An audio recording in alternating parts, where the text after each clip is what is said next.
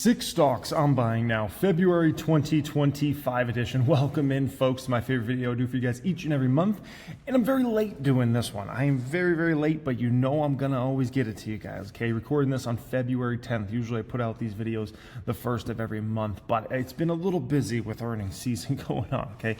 Now, today we're going to speak about six stocks that all have massive upside potential over the next 3 to 5 years. Most of these stocks we're going to go through in this video today, the majority of them are complete falling knives right now. Now, I've been buying falling knife stocks for 16 years and it's worked out pretty darn well so far. But I do think that's just worth mentioning here. And it's also worth mentioning if you look at all of my best stocks, all of them, the best performers, all 7 of them in the public count were all bought when they were falling knives. Tesla, Palantir, Elf, Meta, Revolve, SoFi, and Amazon. I bought all 7 of those stocks that today we look at and we're like, damn, man, that's some legendary investments right there. Listen, those were all bought when they were complete fallen knives, when those stock prices were going down 50, 60, 70, 80%, when they had crashed massively. That's when I stepped in, and the results are the results. And so the stocks we're going to be going through here today, don't judge them on their past and how the stocks have performed over the past year or two.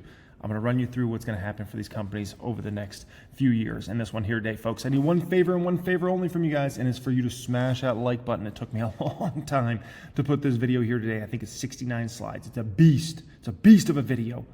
Beast. Okay. Appreciate y'all for being there. All I need from you, smash that thumbs up button. And if you want to be subscribed here to the channel, you can certainly subscribe. Additionally, I'm curious. If you guys have an opinion on this, let me know in the comments section. But I'm considering potentially wrapping the Roma in either yellow or red.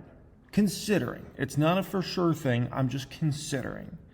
If you have an opinion on that, let me know in the comment section if I should do the Roma in red or yellow. Those are really the only 2 colors I'm considering. Okay, so if you got an opinion, feel free. Let me know. Okay. Additionally, pin comment down there today.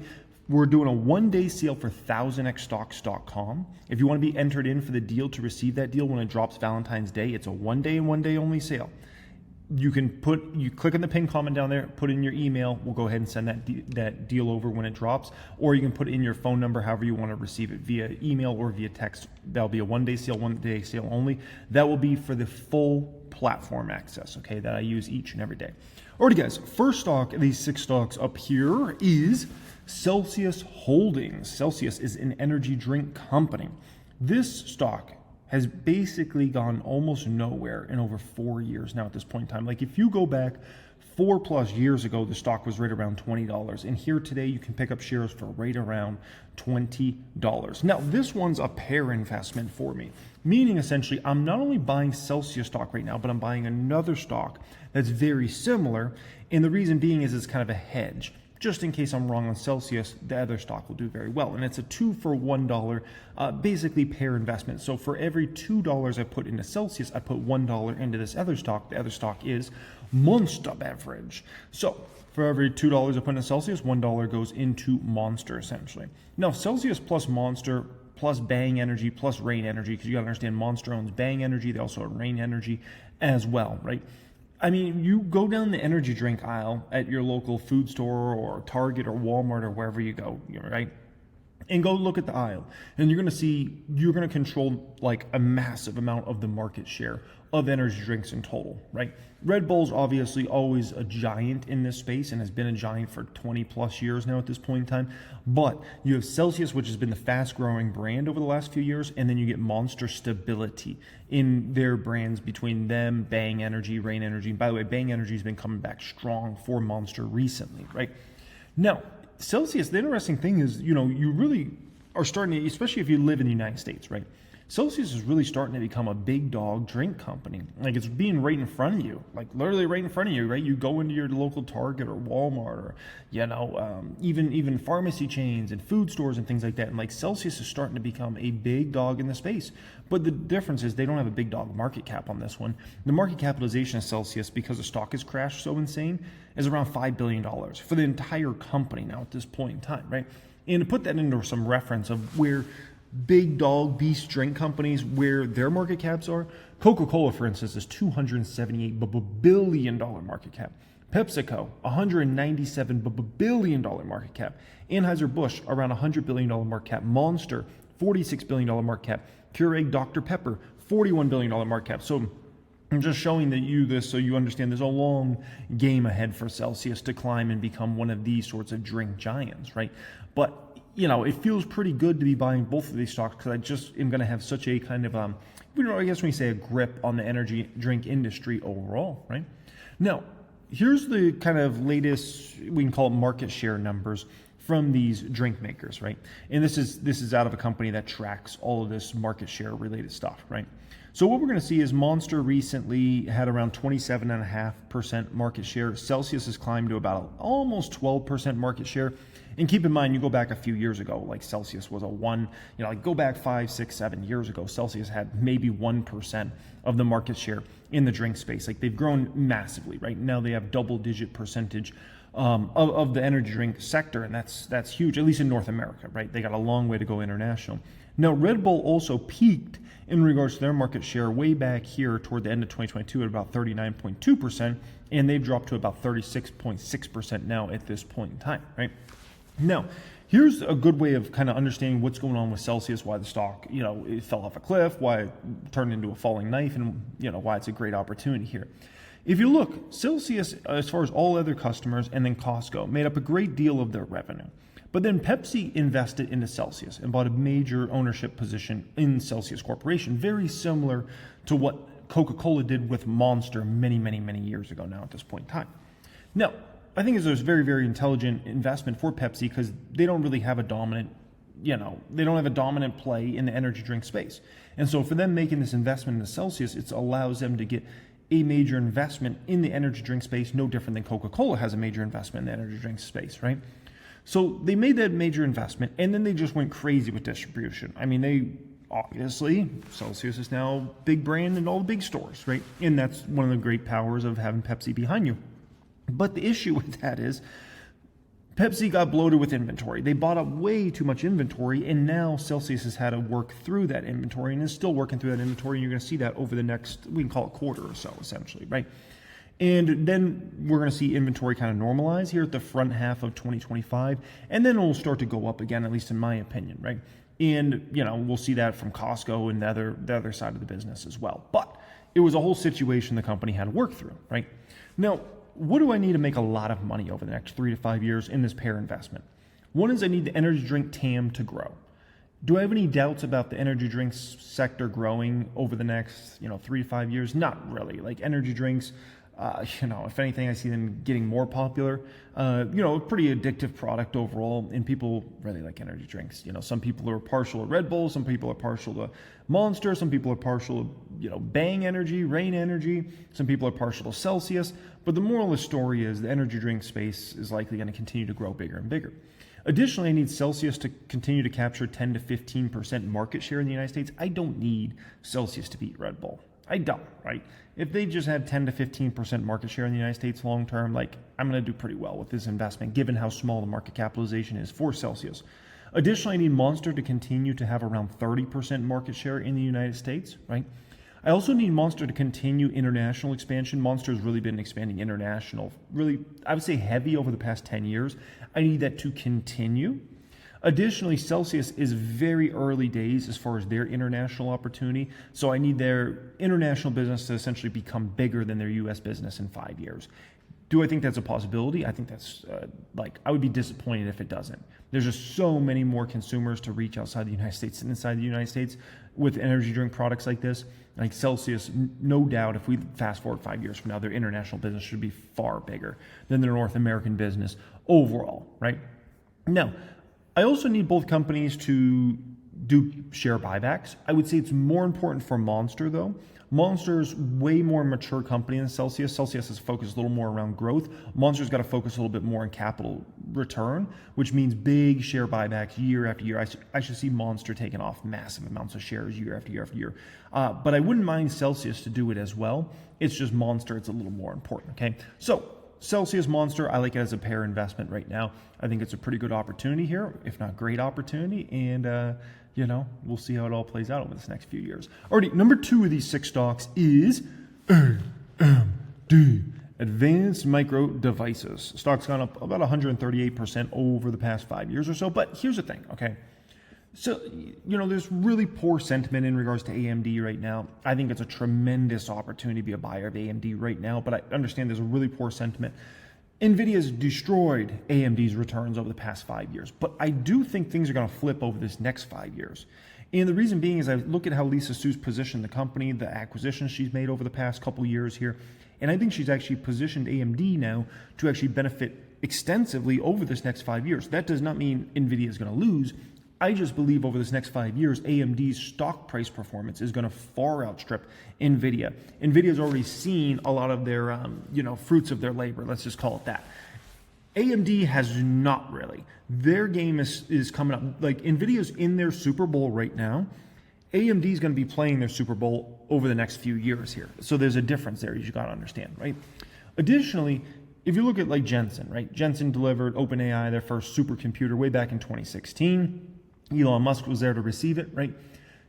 If we go back to 2016, like Lisa Su was trying to stabilize AMD's business model and get them back on the right track, right? AMD was around a $2 stock if we go back about a decade ago, right? And so the companies were in a very different place. So Jensen kind of had a I don't want to call it an unfair advantage. It was completely a fair advantage, but he had an advantage nonetheless, right? And NVIDIA really capitalized on that. But Lisa Su's been playing catch up ever since, and she's done a heck of a job catching up, right?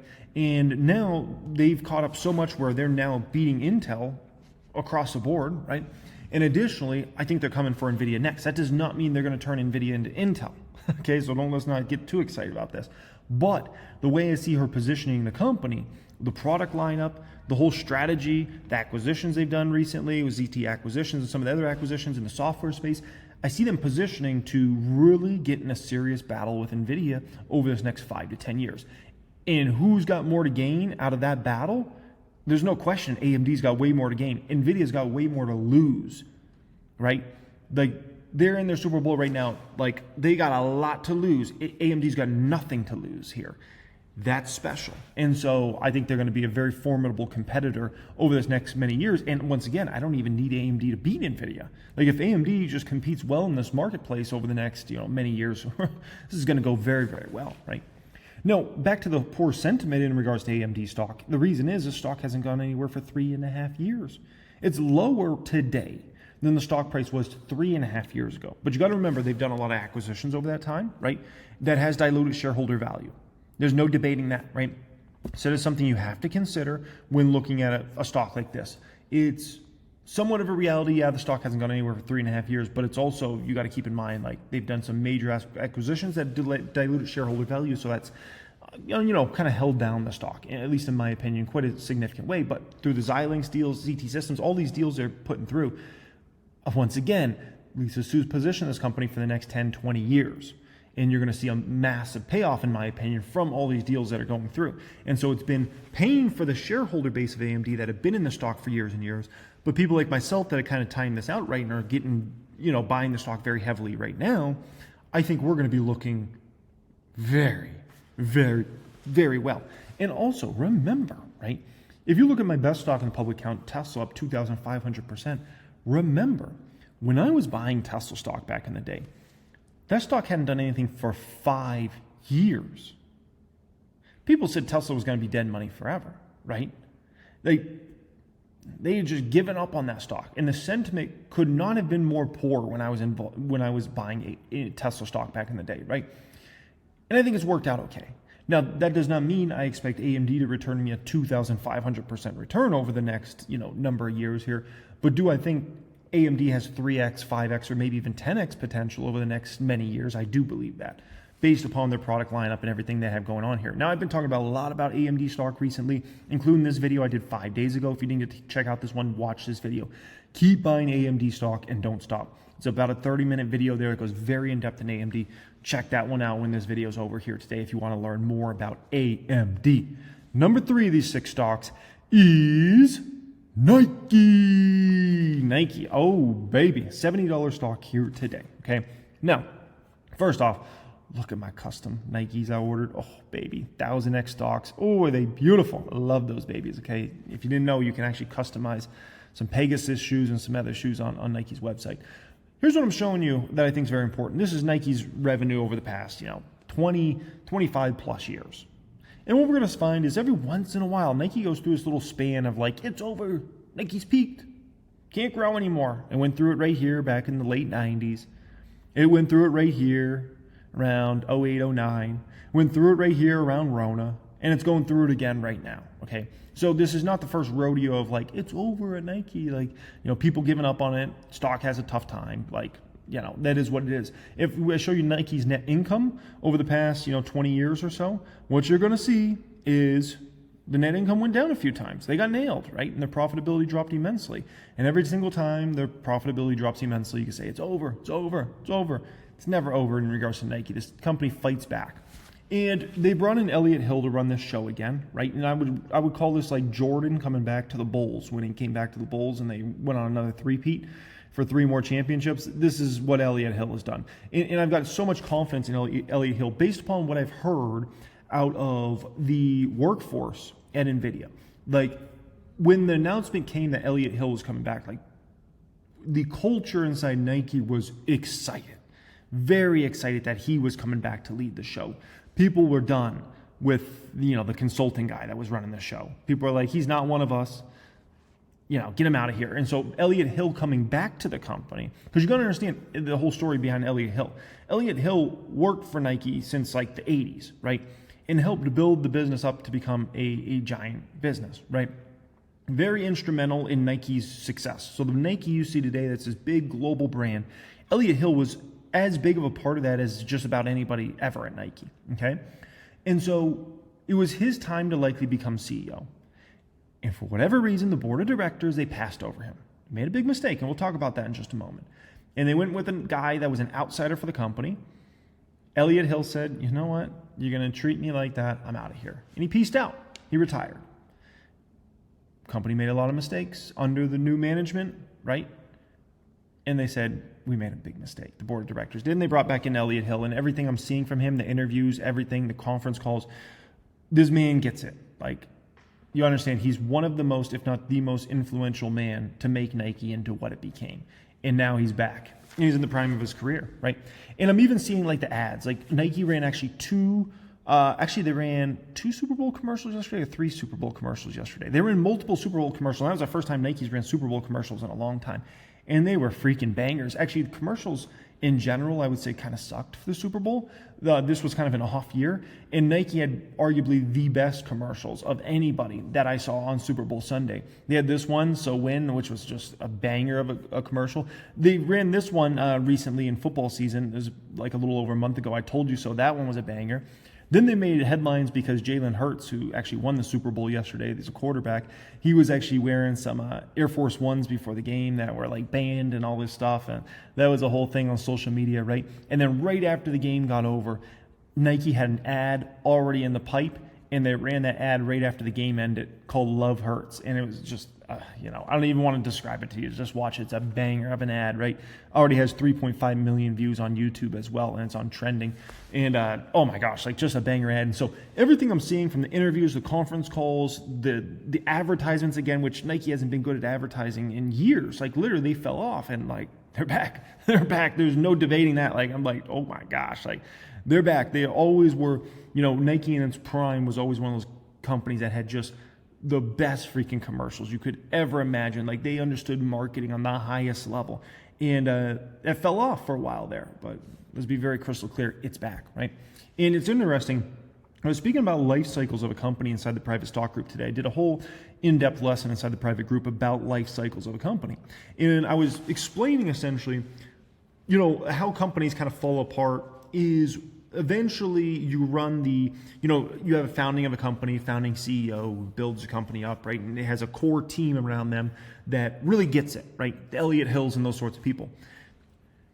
Eventually, when you run out of that like second generation of great people and the third generation comes in, sometimes you can get into some trouble with the company, right?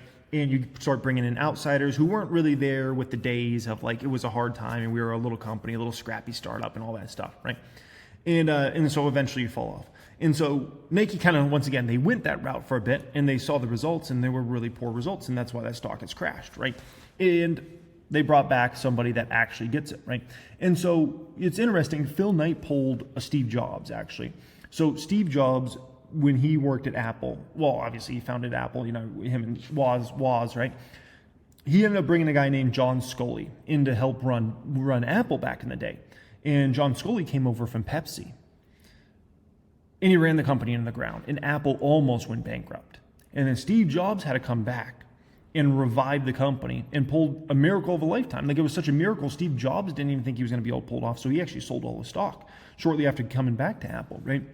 And Phil Knight and Mark Parker, they made a really bad decision as board of directors, man. And I think they learned their lesson. I think they really learned their lesson, but they're not the first guys to pull a mistake like this. The good news is, in regards to this situation, it didn't get so ugly like Apple got ugly, right? Apple, it got so ugly that literally the company was getting close to bankruptcy, right? And a lot of people thought it was going to go bankrupt. The great news for Nike is Nike's winning.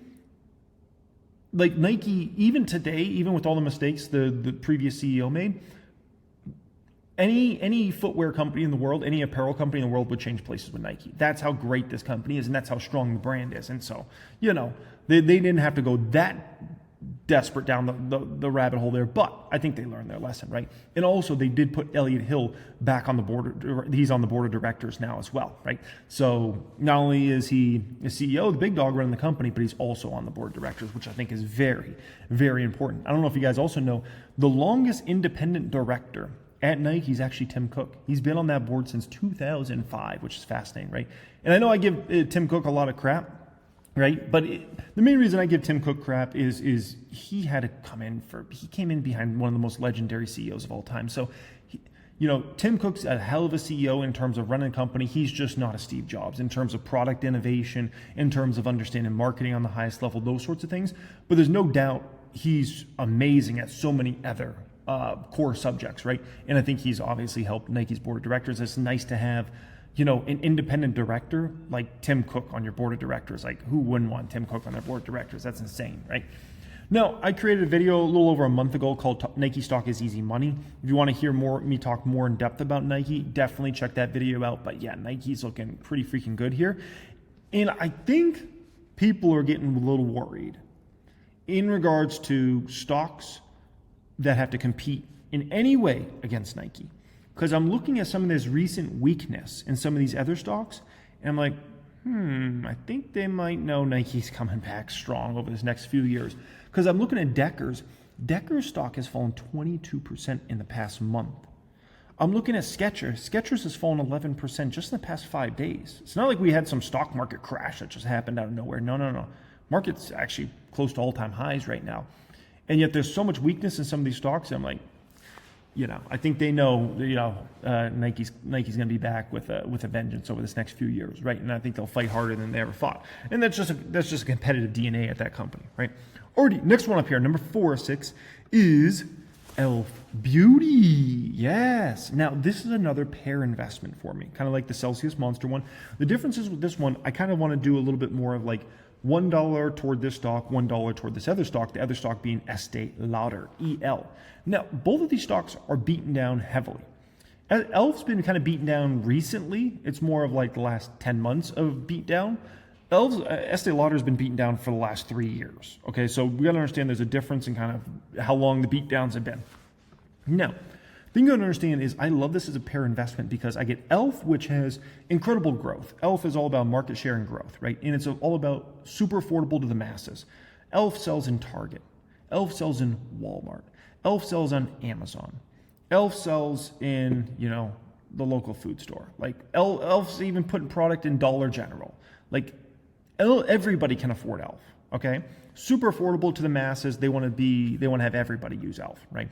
They also own some other brands, including Well People. They also own Keys as well, which is at least a Keys related brand, and then they own Naturium, which is fast growing in the skincare space. Okay, now Estee Lauder competes more at the higher end. Okay, so higher income brackets, those sorts of things, and they own so many brands, either perfume brands or skincare brands or cosmetics. You can see Avienda, Balmain Beauty, Bobbi Brown, Clinique. I mean, you can just go through the brands, right? Obviously, the Estee Lauder brand, Dr. Jart Plus, Jo Malone London, okay, La Mer, which, my gosh, La Mer, you know how much, a little thing of La Mer face moisturizer is over $200. Like it's a little pricey. They own MAC, right? Origins. They own The Ordinary. The Ordinary is actually their more affordable brand. That's like the brand you'd find in, Ulta or mass market related companies. Ordinary. Tom Ford Beauty, right? Too Faced. So Estee Lauder definitely competes really at the high end. A lot of their products are going to be $25 up, if not $50, $100 and up, right? Whereas e.l.f. is really like a lot of $10 and under products. Now, when it comes to EL, I think there's two main things that really hurt EL over the past few years. One is worldwide inflation. I think that it couldn't have been a worse situation for Estee Lauder over the past few years, because you understand, like, it's not just, everybody thinks like wherever you live, like that's the only place that experienced inflation, that the consumer got hurt. No, like in the United States, for instance, we got hammered by inflation, but we actually didn't get it nearly as bad as many other parts. Like, look at the inflation rates that other countries went through, and you'll start to really open your eyes and be like, oh my gosh, we actually didn't have it that bad. So the whole world went through major inflation essentially, and that hurt Estee Lauder, quite immensely, because they're selling expensive products. Like, that's just, very expensive products, so people have to trade down. Additionally, EL was slow in adjusting to social media over the past 5+ years. Now they've noticed they're putting a lot more emphasis on social media, but they were just late to the game, right? Meanwhile, somebody like e.l.f. stepped in, and inflation was one of the best things for e.l.f. You know why? Because people had to start trading down, and e.l.f. has great quality products for very cheap prices, so people trade down to a brand like e.l.f., right? Additionally, e.l.f. has knocked out of the ballpark the past 5 years on social media. Like, it doesn't matter if you're talking TikTok, Instagram, YouTube, it doesn't matter. e.l.f.'s just a banger of a company when it comes to social media. They're a beast, right? They had nothing to lose, and they went after it, whereas a company like Estee Lauder was slow to adapt, because they're like, hey, we're Estee Lauder, man. Like, our brands are so famous and so big and so successful. Do we really need social media? Well, yeah, you do. You do need social media. You get beat by these little brands like this, right? No, as far as e.l.f. stock recently, let's be very clear about what's going on there. The recent trouble in regards to e.l.f. is tariff worries. What's going to happen with that, right? So that people are concerned about that. And then it's just got to comp against crazy numbers. Like, e.l.f.'s growth rates over the past few years have been so insane that they're having to comp against those numbers. And it's difficult, man. It's really difficult to have great numbers. And so they're also guiding for like 15% revenue growth here recently. And people are like, 15%? What happened to 70%? Like, we got used to 70%, 80% growth rates. Now we're talking 15%. And so there's a whole adjustment cycle that has to happen with a stock like e.l.f. Beauty in regards to that, right? Now, in regards to e.l.f. also, I put together a really in-depth video, 30-minute video on e.l.f. a few days ago called Keep Buying e.l.f. Stock and Don't Stop.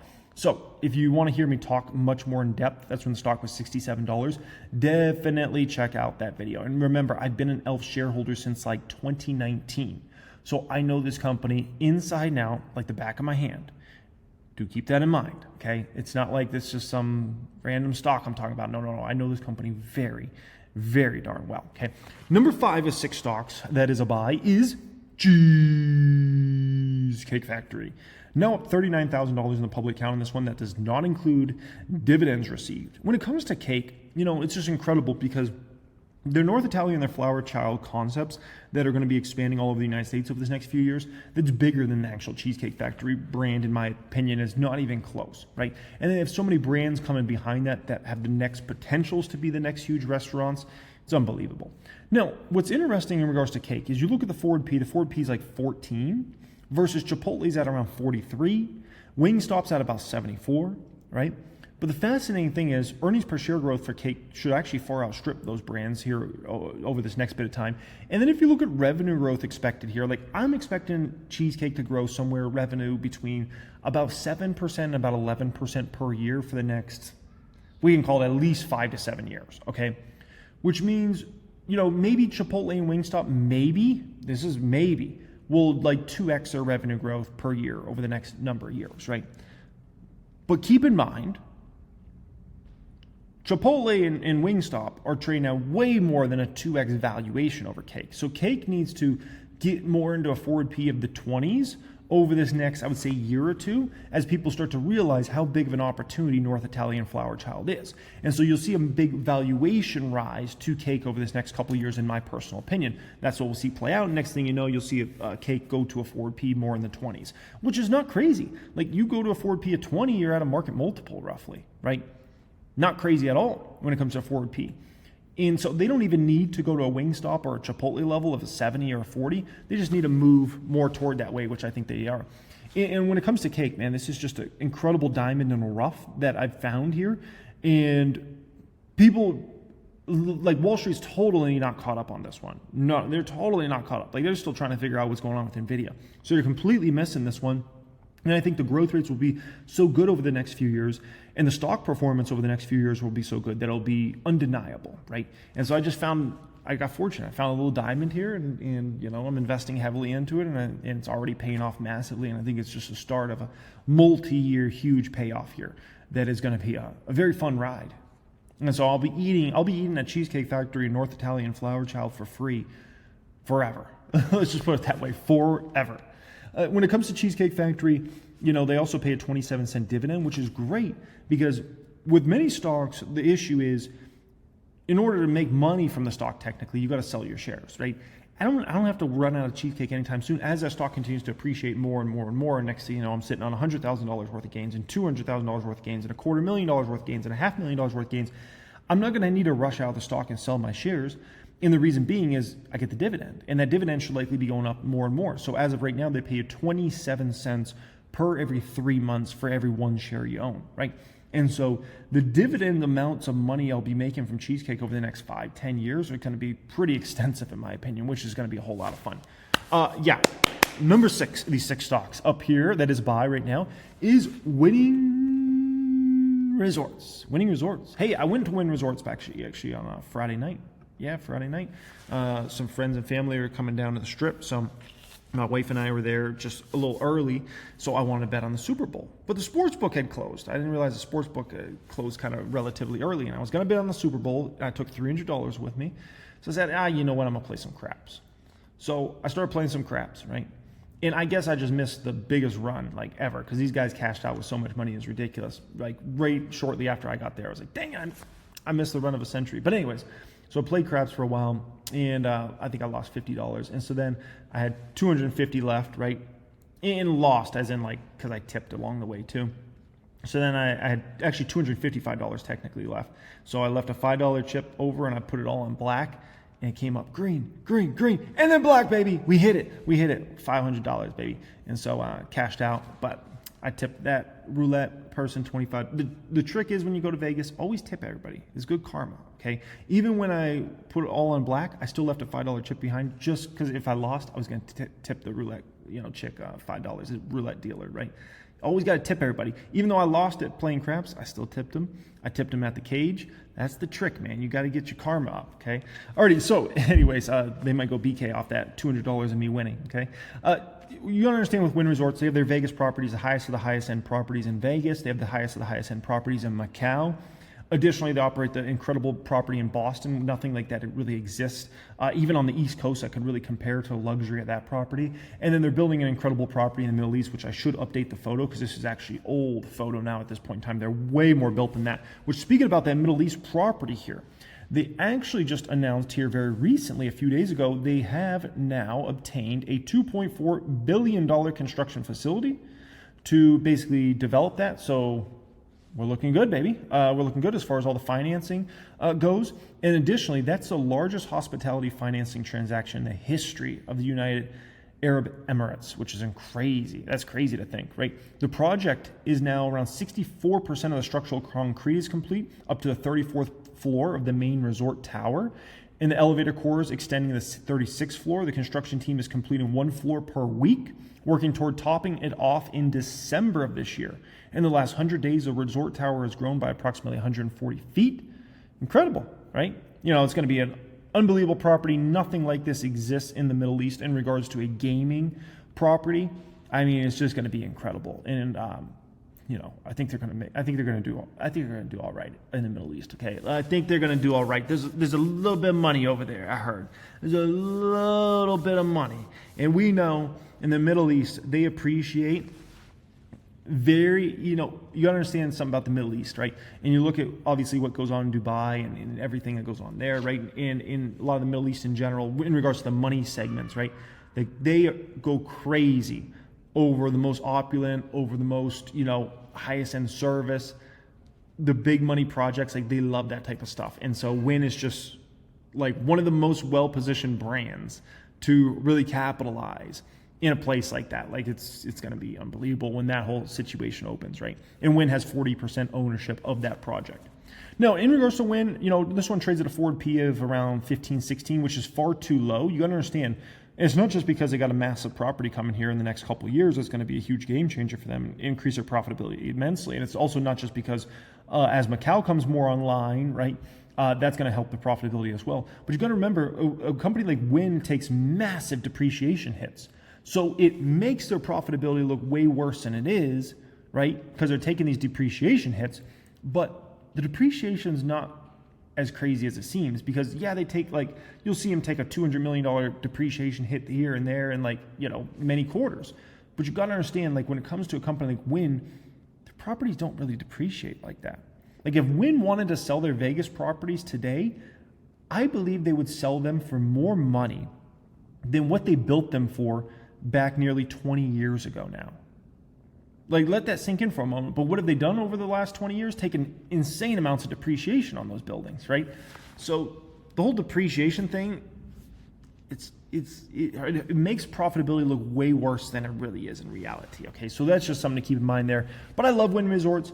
Great company, so well run, $78 stock. And this is one I would love to just continue to pick up shares. I understand people don't want to own these sorts of stocks right now with Trump and China and what's going to happen there. They get a significant amount of their business from China. Yeah, it's a risk. There's no doubt that's a big risk, right?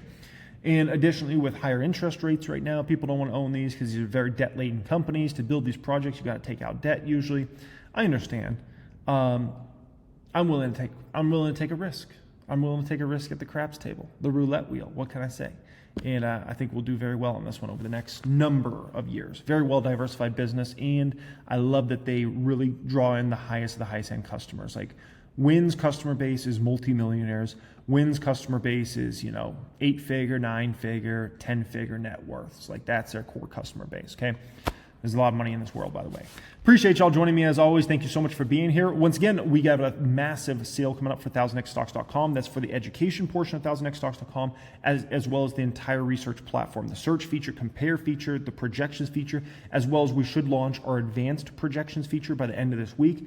Oh my gosh, conference calls, it's insane. It's the research platform I use day in and day out.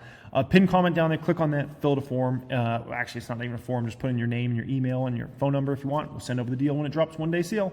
Much love and have a great day.